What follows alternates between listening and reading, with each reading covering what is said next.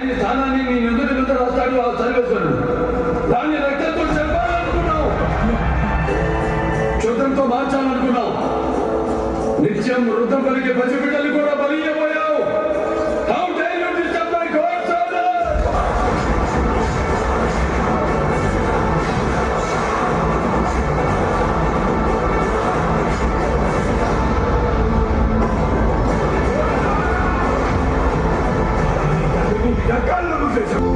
నేను చచ్చినప్పుడు నన్ను వదిలి వెళ్ళిపోయాడు. ఈరోజు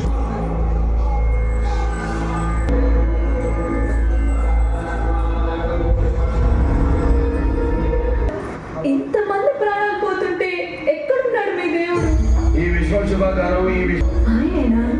మరి ఇంతమంది చావులకు కారణం కూడా ఆయనేనా? చేసింది ఆ దేవుడు కాదు.